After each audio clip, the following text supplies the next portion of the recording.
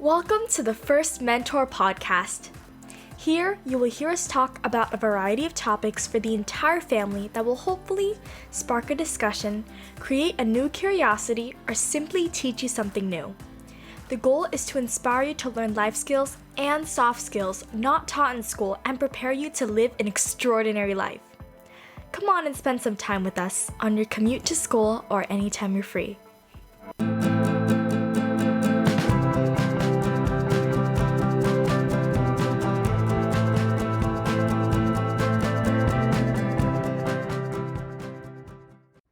Hello, everyone. Welcome to episode 28 of the First Mentor Podcast. And this is your host and mentor, Vanessa Yang.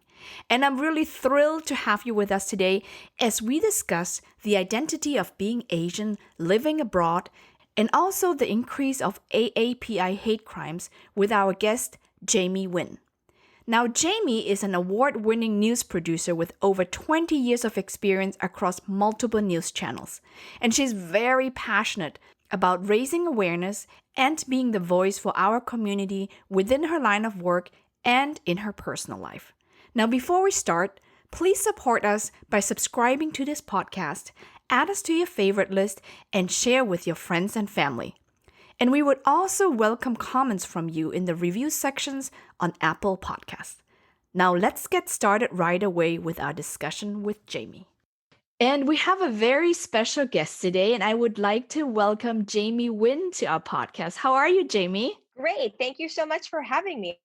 I'm so glad to be here. I really look forward to this conversation with you because I think it's so timely. Still May, so it's Asian American Pacific Islander Heritage Month or AAPI Heritage Month. And, I didn't know this concept existed when I was growing up in Germany. So I learned all these things after moving to the United States.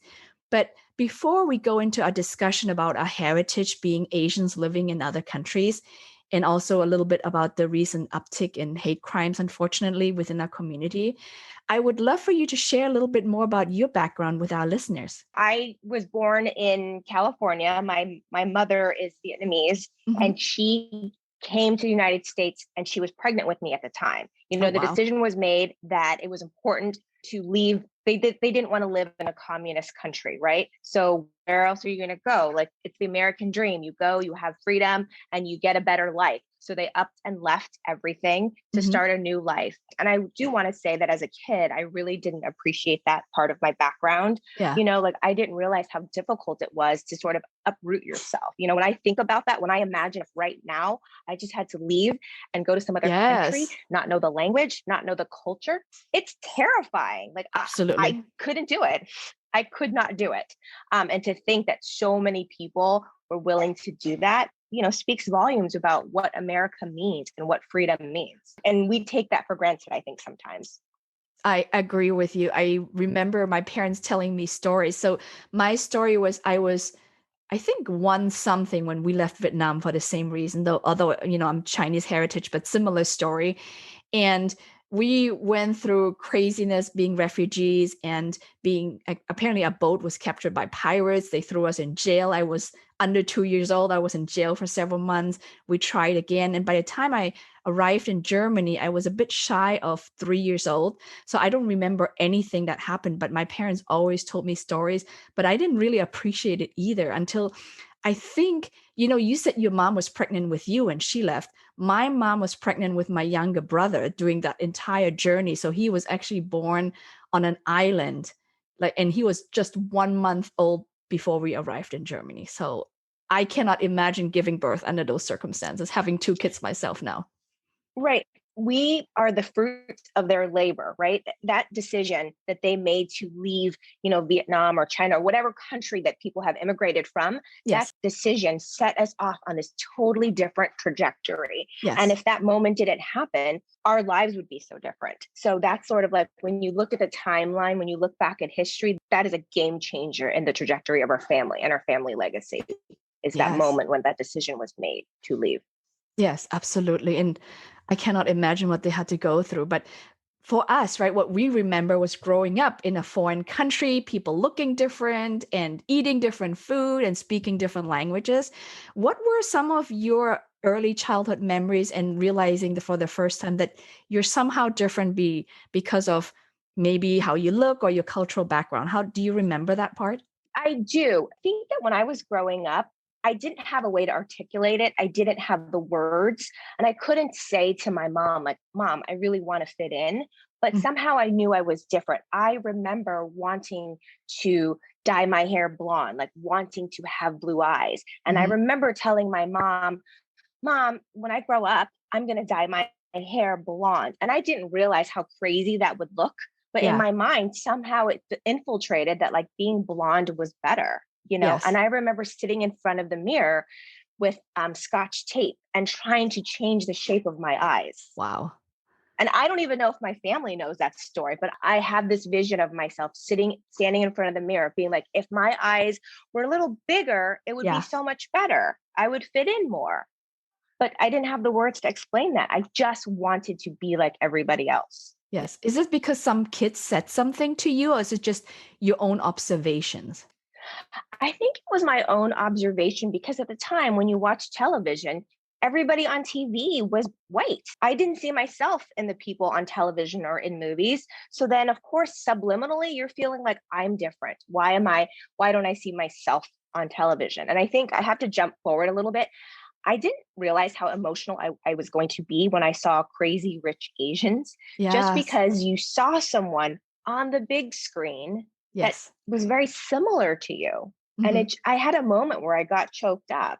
And I'm so grateful that my daughter, who's now 9, has that already out there. You know, Mhm. it's not groundbreaking for her. It's very normal for her to see that now. So a Yes. lot has happened in the last 40 years. Yes, you're so right. I grew up with mainly Caucasian people, right? I mean, we were in Munich for a little bit. So in a bigger city, I saw a few Asian families and I met them because they were my parents' friends and their children. I think when I was 12 years old, we moved to a small town of 16,000 people at the border to Austria, and there were no Asians there. I mean, I remember my classmates telling me the first day they saw me in school, because my brother and I were the only Asian they have ever seen in their entire life. And they were like tagging each other and they're like, oh my God, is this an Asian girl in our school? They were just fascinated. And the joke always was that little kids and even dogs would stare at me because I looked different, right? I was exotic, I was unique. But I have to say, overall, when I came to the United States and I heard all these stories about racism and verbal and physical abuse, I was lucky that I didn't experience the physical part. Maybe there weren't enough Asians for it even to make the news, but teasing was involved, right? No real harm, but teasing about, similar to when you said about your eyes. People told me too, why are your eyes so small? Can you see? And your nose is so flat. Can you breathe? And Yeah. I didn't know how to process that. Yeah. I mean, I'm sure, like as kids, those were real questions that they had. And as the recipient of them, you kind of internalize, well, God, why am I different? You know? Yes, And so I think that those are moments that I think it's important to talk about now, because growing up in an Asian home, you don't talk about those you things. You know, don't. like I don't remember talking about racism as a kid. I do know that there was a lot of pressure on me to succeed and Mhm. to sort of not make waves. And my mother had this way of telling me all the time, don't compare yourself to other people. Don't Mm. compare yourself to other people. It doesn't matter. You have to work hard. Just work hard and this work will speak for itself. Yes. And so that was ingrained. And I don't remember thinking of what happened on the playground as like bullying. You know, I had kids come up to me and they would speak gibberish and ask me if I understood, you Oh know, my God. Yes, I had that and I too. was like, and it's just like, what?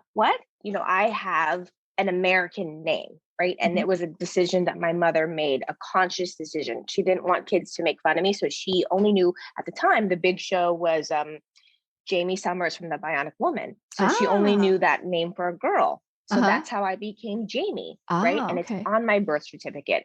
But plenty of people have said to me, what's your real name? Is Jamie your real name? Oh my. And I'm like, what does that have anything to do with it? Yeah. The name is another story because in Germany, I went by my Chinese name, but it was translated to Vietnamese. And Mhm. people had a hard time. I mean, if they never met me, they're like, the first thing they would ask me is like, are you female or male? Because they couldn't tell. And every time they roll called, I remember first day of school when teachers didn't know me, every single year, they just read through the names and then there was the pause. And I'm like, oh, it's my turn, because they had no clue how to pronounce it. And they just had a really hard time, like, because it's, the last name and then double names, right? And they're like, which one is your name? And they sometimes would call me by my last name or just piece of my first name. So they're really confused.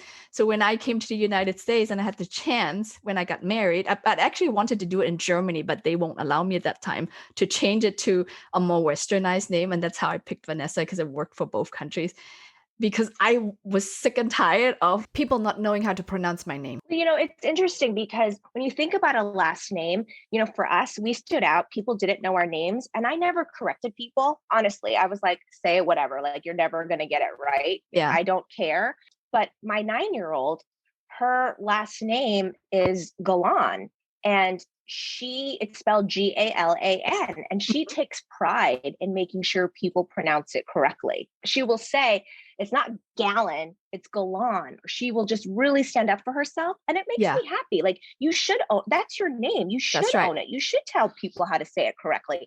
But when I flash back to our upbringing, it was just like, whatever, I just accept it. I don't care. I'm not going to make a fuss. And she organically was like, no. She will come home and say, Mom, we had a substitute today and she didn't say my name right. And I said, did you tell her how to do it? And it's just, I think it's empowering for our children to know and stand up for themselves. And it's such a different way of growing up. I didn't have that. Yeah. Good for her at 9 years old to know how to correct people already, because you're right. I mean, I was given nicknames by other people because they couldn't pronounce my name. They just said, I'm just going to call you this because I can't say your name. So I hear you. There was no pushback on our part. It was just fine, whatever. Why does it matter? It's just my name. But really, your name is important. It's your identity. It's who you are. And I think what's really important right now is as Asian Americans, we are recognizing and accepting and loving our identity. A lot of us grew up, I think, with a little bit of self-loathing, not from our parents, but just because there was so much pressure to assimilate. Yes. And nowadays, I think the teaching is just like, embrace who you are, love who you are, and accept who you are. And it just makes things so much better. Yes, very true. What was the time when you realized, oh, actually, I'm embracing my culture. I'm proud of it. Did it take you beyond your teenage years and your adult years? Or do you remember when that was? Honestly, it's still a process, right? Like I for sure through high school, I wanted nothing to do with my heritage. Like if I could magically take a pill to be white, I would have done it.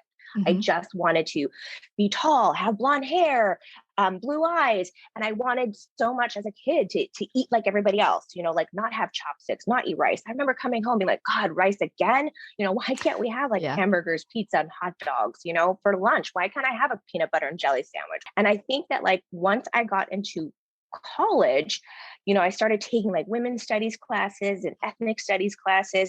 I ended up being a history major because I thought where we came from, where we started to where we are now, to give some context.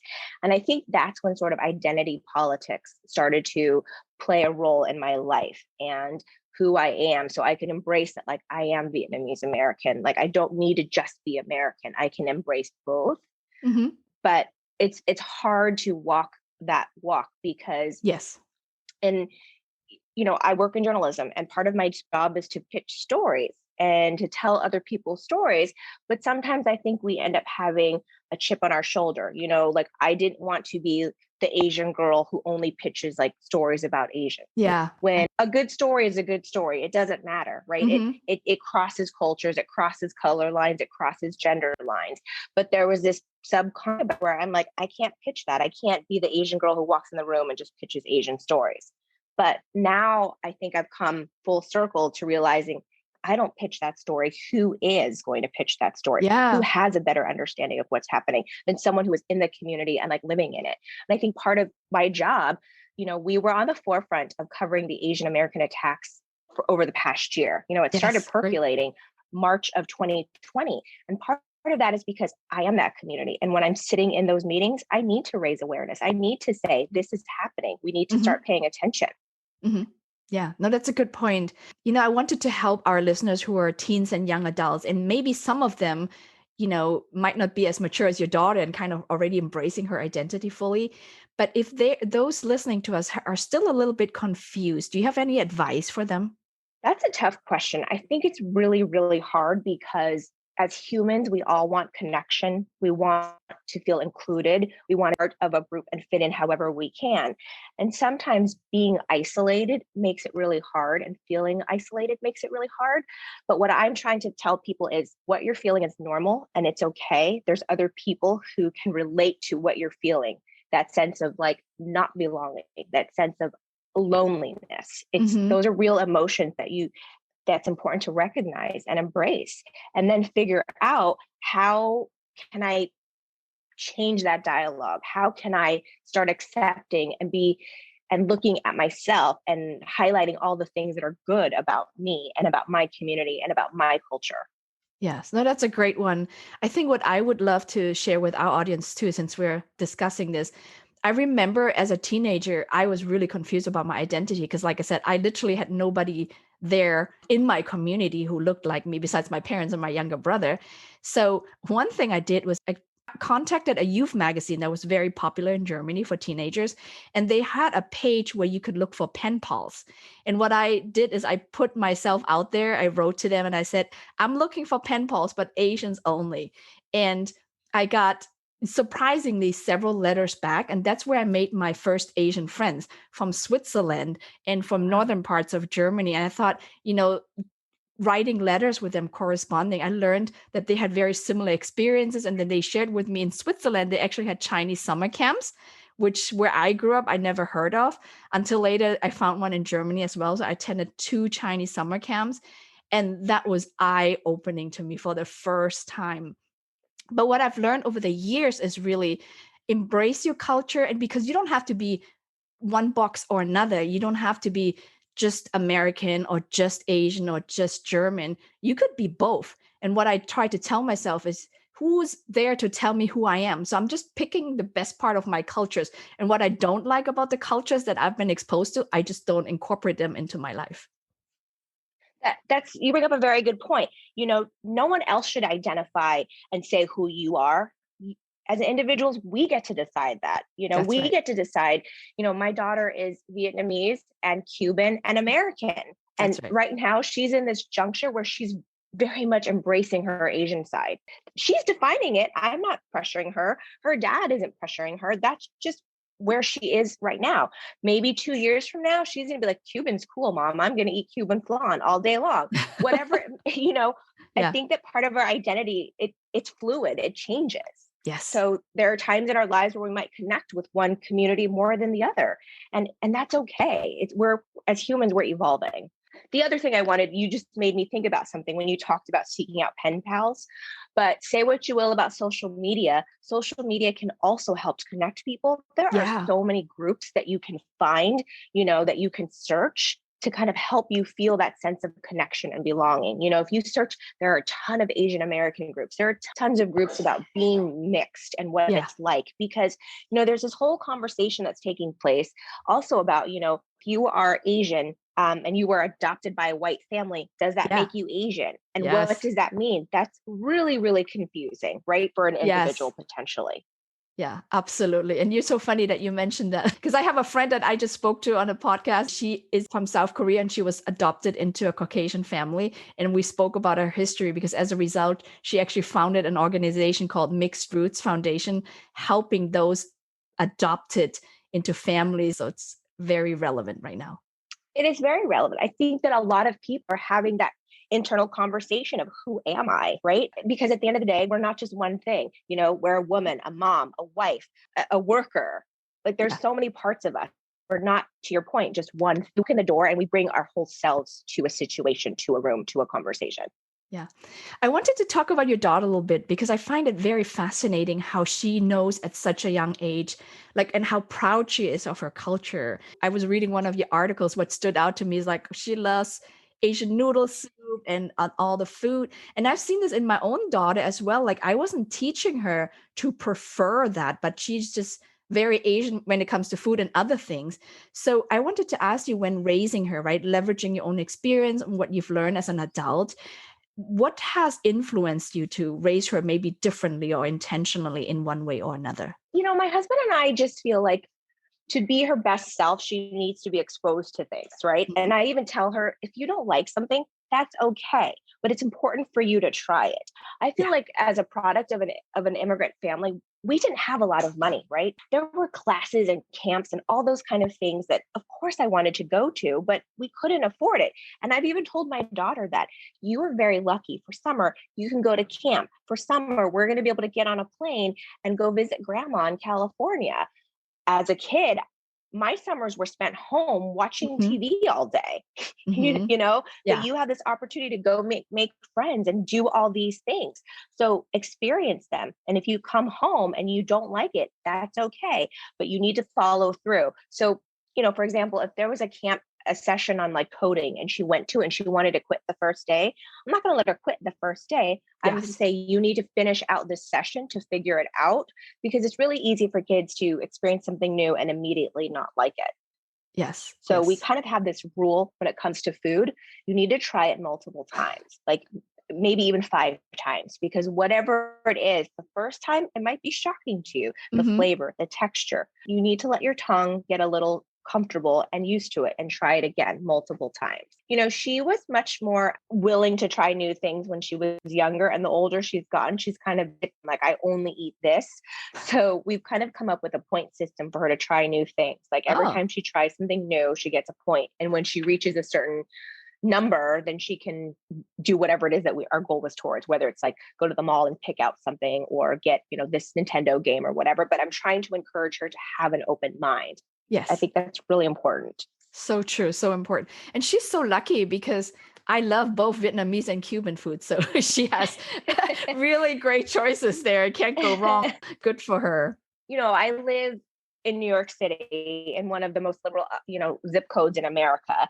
And I don't know if that kind of helps too. You know, she's in this community that like really embraces multiculturalism. I think her teachers, she's had really, really supportive teachers who support who she is, who have, you know, when she's done projects on, you know, like the Lunar New Year, for example, she comes in dressed in the traditional AAPI into her classroom. And the teachers are always like, wow, Claire, this is so beautiful. Tell us about your outfit. So all those little things add up to give her a boost, because I would have never done that. I would have rather died than go to school wearing a traditional outfit. Forget it. That would not have happened. I think it's really important, and we're lucky that we are raising our children in, I guess, a very multicultural community and environment. And one thing I intentionally did is I enrolled both of my kids in a Mandarin immersion program here in California, because growing up, I didn't really learn much Mandarin, and I kind of regret it. I should have paid more attention and wanted to, but I was not interested at all. So now I wanted them to grow up learning, know how to speak, read, and write Mandarin. I mean, I only learned Cantonese because lucky enough, my mom was watching Hong Kong soaps all the time in Germany. That was her only time and connection to our Asian culture. And because she watched it all the time, I watched it with her. And that's my way and my tunnel to my culture, the language, and the movie stars and singer. That was the only way I was exposed to it. And I was very thankful. And now I feel like my daughter's doing the same thing just now with Mandarin culture, because before COVID, she's like, I don't know why I'm learning Mandarin. It's just a waste of time. But now she embraced it because I started watching Mandarin shows because I wanted to learn Mandarin.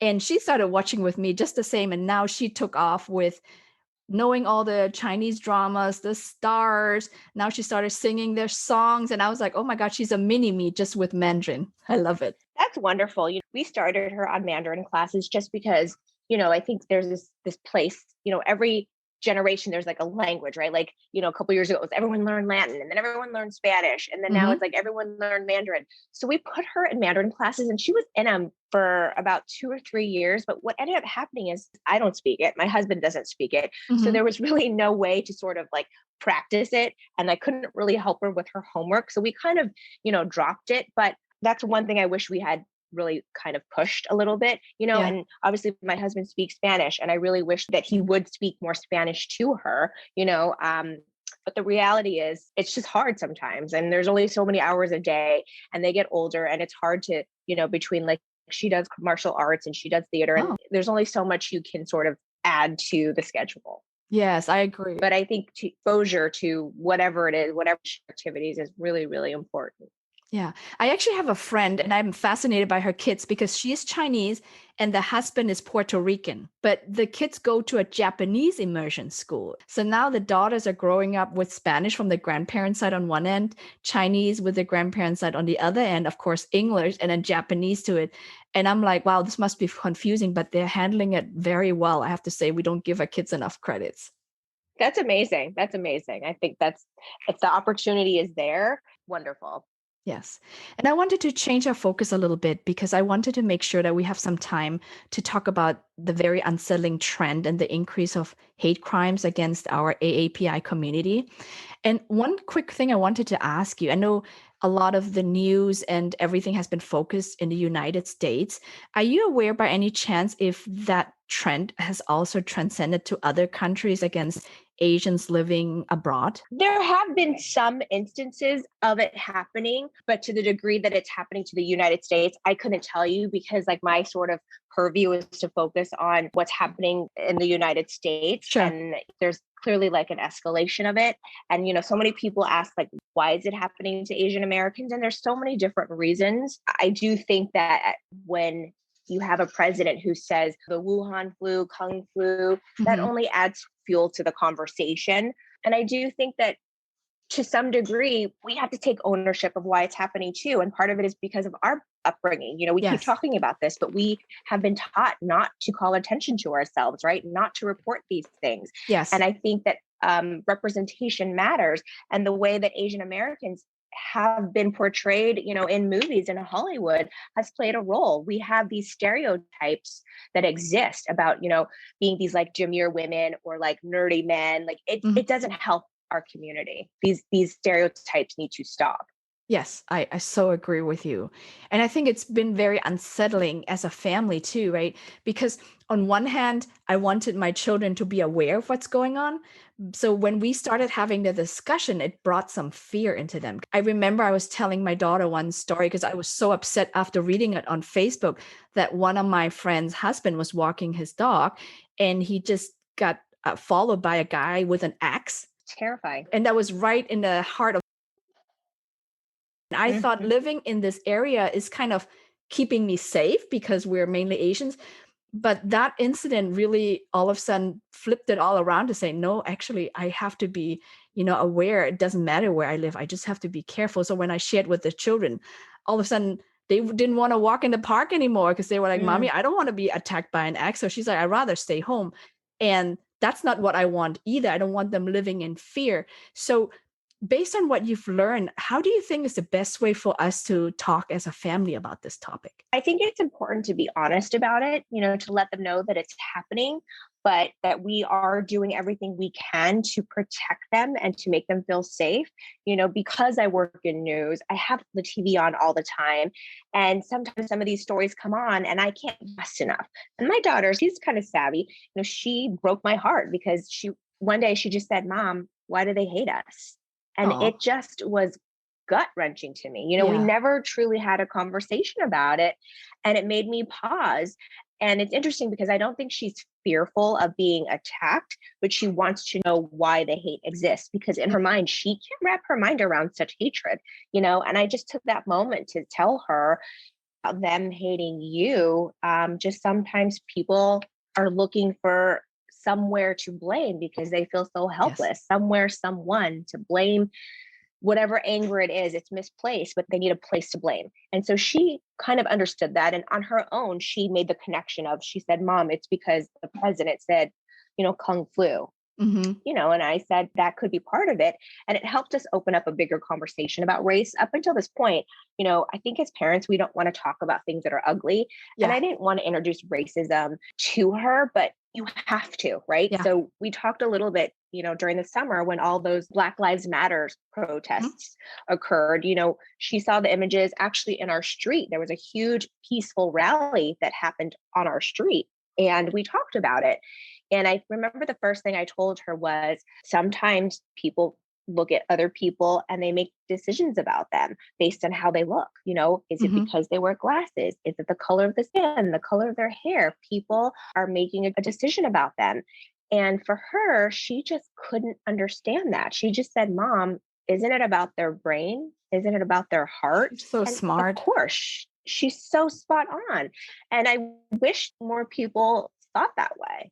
Yes, couldn't agree more. I really think this is a great time, like last year, even though we were kind of forced to open up this conversation because, like you said, especially in Asian culture, we don't talk about these things. Like I remember growing up, even though it was very awkward and everything, but my parents never brought anything up that was uncomfortable, never. To me, I wanted to be a different parent because I'm more aware of what's going on. And one of the things I have to tell myself also to start doing something about it, right? Because for us as Asians, it's always about, well, let's not rock the boat. We don't want to be in danger or putting ourselves out there. But I'm trying to tell myself I need to become a little bit braver and also include them to get the next generation to do something about it. I don't think we should have another generation just sitting there and just take it in. So I wanted to ask you if you have any suggestions to encourage teenagers listening to this podcast right now, like what can they actively do to become that change of the future? One of the most powerful tools that we all have is our voice. Our voice is powerful. And we have to remember that. We use our voice to stand up for ourselves, to stand up for others, to call attention to things that we think shouldn't be happening, right? To shed light. Part of the reason why I love journalism is because I'm given that opportunity. I'm able to tell other people's stories. You might know about this problem, but this problem exists, and here's why. So what I implore everyone to do is we all have a voice, so use it, right? And find organizations that you can volunteer. Your time is valuable, and there are so many different ways that even teenagers can help. Maybe it's an organization that helps feed elderly Asian Americans. Maybe it's an organization that's like collecting books for children of immigrants. There are so many different ways that we can be activated, right? I kind of call us the bridge generation because we're sandwiched between like our parents who are full-on immigrants. We have a little more westernized views, and then our children are going to be more westernized than we are. That gap, because if I ever told my mom, like, Mom, I'm going to go to a protest, or I want to set up this protest, she would think I'm out of my mind. She would say, why would you do that? Yeah. What difference is it going to, what difference is it going to make? Just focus on your studies, just work hard. Why do you need to call attention to yourself? Just keep your head down. Yeah. Whereas I think if my daughter said that to me, I'd say, okay, well, be careful, because we are trying to teach our children that one vote can make a difference. That's so right. If you want to be a change maker, it starts with you making choices of like what organizations you want to support, what organizations you want to volunteer for. The other option too, for folks who don't have the time to volunteer, is there are a lot of organizations that need money to help fulfill some of these AAPI goals. So find one that works for you. Maybe it's about supporting the economics of, all these small businesses who have been impacted, or maybe it's about getting people out to vote and, registering to vote. Yes. There are so many avenues to activate and make a difference and try to make change for better.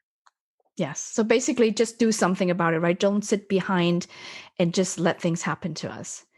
Yep. And I wanted also to share, right? Growing up, is there a particular story that was very memorable to you? Either something that happened to your family members or friends, or something that you've heard about in the news? There's this teacher in Brooklyn. Her name is Alice, and she works in a community that's very diverse. And one at a time, she's like trying to ignite change by just trying to teach children that they matter, that their voice matters, and that they're not invisible. And I've seen her speak like online, and it's pretty incredible because she talks about what she's doing is very different from what her parents were taught. And it's exactly this conversation that we're having, using her voice, amplifying, the causes that are important to her. And I think that all of us can be doing those things. If we see someone doing something that we value, or their cause is valuable, we can amplify like our social channels, right? Whether it be Facebook, Instagram, whatever it may be, those are platforms that you can use to amplify your voice or people around you that are doing good work, to call attention to what they're doing and to gain support. Yeah, that's a very good point. I think leveraging, especially for the new Gen Z generation, right? They're so used to social media. It's like part of their genes almost, but leveraging that to share stories, like use your voice. It's not just about selfies and what you've eaten, but really use your channel for something more empowering. So you can share with your friends. Maybe sometimes they have similar opinions, but they are too afraid of doing something or they don't know where to go. So if you share like, hey, today I'm going to volunteer at XYZ organization for this and that cause, anybody interested in joining me, maybe they can do it together as a group. And just, you can always be the person taking the initiative. You don't have to wait for somebody else to do it first. Right. And sometimes it can start out small. Your first event that you do, maybe it's just two people, maybe it's just you and a buddy. And then from that buddy, like two becomes four becomes eight, and so on and so on. So all these little small things add up to big things. And we can't lose sight of that. It's better than like sitting at home and wondering if you're not happy with how things are being run, whether it be like the government or you're not happy with what you're seeing. Again, use your voice, take action, do something about it. Yes, exactly. Do something about it, because a lot of people are very comfortable sitting behind a computer and making opinions and complaining at times too. But I always try to ask my children, also myself included, when I catch myself complaining about something, I was like, well, what have you done about it? Right. So it's just really self-reflecting and then taking some initiatives. I think that's so important. And I also think one aspect that we should discuss too is, the mental health aspect. Yes, as please. Asian Americans, it's taboo to seek help for mental illness. And I think it's time to break that barrier down and actually know that it's okay to ask for help. You don't have to do it alone. There are like trained professionals who can help. Some folks have really gone through like racial trauma and have really gone through events that have, shaped them and affected them so deeply that it's really important to get help. We recently did a 1-hour special called The Racism Virus. And we had, he's the first Asian American to be on Survivor. Memory serves me right, he actually won it. But he shared such a very deeply personal story that was just so heartbreaking. His name is Yul Kwan. And he talked about how in second grade, he was in the bathroom and something happened in that bathroom with a bunch of boys. And from that moment on, it changed his life view. Like he did not want to go out in public for the longest time. And if he did, he was always concerned about, is there a public bathroom? What do I have to go to the bathroom? Or he would time it so that he didn't have to use a public bathroom. Jeez. And it just really affected his way of life. And then it led to other things because then he would get nervous and then he would perspire. So it was like this whole cycle of impact. He didn't socialize because of it for a long time. And I really appreciated his honesty and his willingness to come forward and be vulnerable and share that story, because I'm sure it wasn't easy for him to share. Thank goodness he did, because there are other people who can relate to what he went through or what he's going through and like his evolution. He's better now. He's on television, right? Yes, so, yes. The point is, we don't need to hide behind things. The ugly fake truths we should talk about, because somewhere someone can relate to those feelings or something similar. And it's important to know that you're not alone. Whatever it is you're going through, someone has experienced it. Yeah, I love your point. I think mental health is definitely something that's not being discussed in our culture at all. Actually, any problems we don't want to talk about, right? Only, hey, my kid got straight A's or got accepted into this and that university, those our parents share. But overall, we don't share the vulnerable side and our weaknesses or what we're struggling with.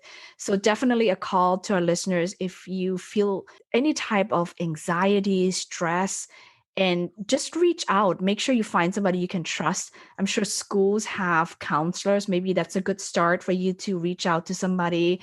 Or if you don't want to talk to your parents about it, one of your parents' friends that you feel particularly comfortable with, reach out to them and maybe they can point you in a different directions. But always just ask for help. You're not alone to deal with the problems.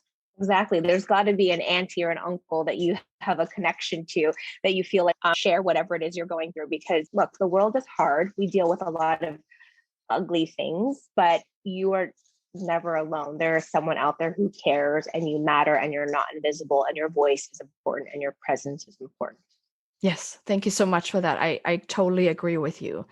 And as I'm trying to create awareness and inspire teens and young adults through this podcast, just to learn more, be open-minded, what I've learned is school's education is unfortunately not enough to prepare us to be full-blown adults and to be successful in this world.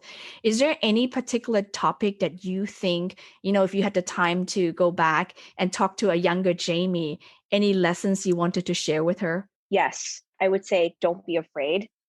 Failure is okay. I'm trying to break this cycle with my daughter. She is so afraid of failure. Whatever she does, she wants to be perfect. She wants to be great. And it's okay to not be great, to not be number one, to not like something, or to fail, to fall, because that's what builds your character. Not every job that I applied for, I got, right? Yes. And each setback, I think, made me stronger so that I was better for the next job. When I applied to college, like I didn't get into every school that I wanted to get in, like I got waitlisted, but that's okay. If you don't put yourself out there, where are you going to go? We can't have a mentality where we're defeatist, where we already tell ourselves like, this isn't going to happen, or we're not going to get that job or that role in the school play. If you don't put yourself out there, you're not going to go anywhere. So put yourself out there, and it's okay to fail, and it's okay to fall down. It's okay to be disappointed. I was so scared of failure. I think it prevented me from doing things. And I just think when you're young, that's your chance to take chances and to do things that you not thought were never possible. I mean, sometimes I have a moment where I'm like, I've come a long way. Like I am the product of immigrant parents. Here I am living in New York City. I work at 30 Rock. How is that possible? Did people think that would have been possible? Were there naysayers along my path? Of course there were. But yet you defy those odds. And sometimes you use some of those disappointments to your advantage to say, you know what, you're wrong, and I'm going to prove you wrong. And that's your motivation, is to prove those naysayers wrong, because you know what you want. You just go after it. Yes, I think that's such an important message, because you're right. Failure is not something we enjoy, especially growing up. We don't accept or nor embrace. And it limits us because none of us were born perfect, but you have to put yourself out there and learn. Each failure is actually an opportunity to learn and change your course. Like, what can you do better next time? You can view it from different ways, right? Something didn't happen. You got to know. Are you going to say, okay, I'm going to stop what I'm hoping to do and stop my dreams? Or this person rejected me. What can I do about it? What can I change and do differently? And I've learned this too. In the beginning, when I was younger, I was like, oh, I don't want to do it. Like, I remember I was late. Like, that's a German side of me. I wanted to be very on time. And one time my parents made me late for a particular class, and I was so stressed out. I said, I don't want to go to that class because I'm going to be late. And in hindsight, that was nothing. For me at that very moment, it was extremely stressful. Or when I remember applying for an internship when I was an international student here in the United States. And I thought I worked harder than everybody. I just tried so much, and the doors keep getting slammed because every time they saw my resume and they're like, oh, excited. But once they heard, oh, you're an international student, sorry, we can't hire you. And the frustration of rejection after rejection after rejection, I cried. Eventually had to tell myself, what does crying do? Yeah, you can cry. I mean, I'm not saying don't cry, but you have to pick yourself up after and just find different ways of getting there. And I've eventually learned through mentorship and help of some of my professors and people I trusted. Eventually, I got my first internship. It got me into the door and a full-time job afterwards. Life is hard. It's not meant to be easy, and embrace your challenges. That's what I wanted them to hear too. Absolutely. And I think that it's important for you to create your cheer squad, right? A group of people who believe in you and sort of know what your goals and your dreams are to kind of help you get there or to guide you. Their job isn't to tell you what to do, but for you to sort of know that you can call them and they can kind of listen to you and help guide you and help you make your choices to help you reach your destination. They're like sort of people along, like if you had a roadmap, those are the people there on the sidelines who can help you get where you need to go. And sometimes that roadmap isn't straight. Sometimes you're going to take a detour, and that's okay, because life isn't just a straight line. There's so many different paths to take. There's no one way. If you ask people about how they got their jobs or how they got the position that they got, there are so many different avenues that they got in. Is it sometimes a friend of a friend? Sure. Someone that they met 5 years ago. The important thing is to start building your network, because you never know where people are going to end up or Mm-hmm. like how you can help each other. I had this one boss who told me, as you rise, you lift up. And I really believe in that. Like our job is to lift people up. And just because as an Asian American woman, I'm in this position, I want to see other Asian Americans in my position, if not higher. Yeah. That's how you grow, and that's how your community gets better. We can't just like want to be like the only one holding this position. We That's need right. more. Aim high. If you don't dream big, who's going to make that dream for you? You have to dream big. Yes, what a great message. Excellent. And I wanted to ask you, so I know teens and young adults are very resourceful, right? But are there any particular resources, websites, people for them to follow on social media, organizations they could look into? Because you mentioned a good point earlier about, especially in the media, we don't see people, well, especially when we were growing up. Now it's getting a little bit better, but we're not quite there yet, about seeing somebody like in sports or in the newsroom or on the big screen. Oh, somebody who looks like us, right? And then finally for them to be able to say, oh, I could be like that too, because somebody who is like me has achieved it. But what kind of information is out there that you have come across that might be really helpful for our listeners? I think it goes back to be conscientious and use your voice. If you see someone doing something great or a company that's doing something that you think, wow, they hired their first X, Y, or Z, and you approve of what they're doing, let them know. Use your social platform, to say like, wow, that's so great that you hired Vanessa. That way you're amplifying that person and you're recognizing that that company is doing something that you value. Your dollars matter to companies and organizations. So sometimes it's important to do some research and say, do they align with what I believe? Are these causes the same as mine? Or is their vision and their mission similar to mine? I think this next generation is very cognizant in sort of putting their dollars to work. So it's like, are you going to buy that blanket because it was made in a certain country? Or maybe you don't want to because it's using laborers and they're not being paid properly. Like this generation is very aware and conscientious of that. And I think it does make a difference because companies are really listening and they don't want to lose their customers. Mm-hmm. No, really good point, right? Speak with your dollars too. And there's so many ways to do it. Like, for example, I follow an organization called CAPE.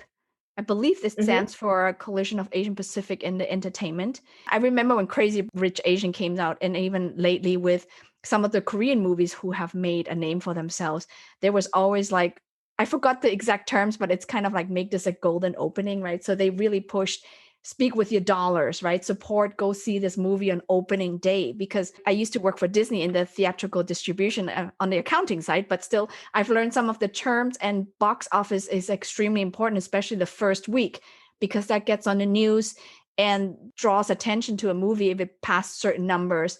So we should really vote with that. The movies we select to see, and like Jamie said earlier, the products we buy, call them out, give them kudos. I think that's such a great idea. So to reinforce the message. Yeah. Like, I'm your consumer. My dollars matter to you, but what you do and put out in the world matters to me too. So I make my choices, right? So again, it goes back to being conscientious and like just knowing a little bit of that activism that we talked about, right? It's not just activism isn't just about like going to a rally. Activism is, using your voice. Activism is like voting. Activism is volunteering. Activism is, help organizations fundraise, or there's so many different ways. You don't have to go out and picket or hold up a sign. There's so many more ways to be active and to make yourself heard. Yes. Well, you've given us a lot of amazing information. Thank you so much for sharing your story with our listeners. I hope that really inspires somebody who's listening to say, if you feel yourself in a very uncomfortable position, whether it's about your identity or about what's going on right now in America, just know you're not alone and you'll get through this, right? So thank you so much for joining us today, Jamie. Oh, I appreciate it. Thank you so much for having me. What's your biggest takeaway from our interview with Jamie Nguyen? Have you had similar experiences growing up looking differently from your classmates, neighbors, coworkers, or friends? We hope that you know that you're not alone. Reach out to someone you trust for help and support, and to learn to take initiatives to make a change. And like Jamie said, use your voice to make a difference. And that is my challenge to you today, mentees. Think about how you will use your voice today. Any ideas? Anyways, once you come up with them, discuss them with your family or friends.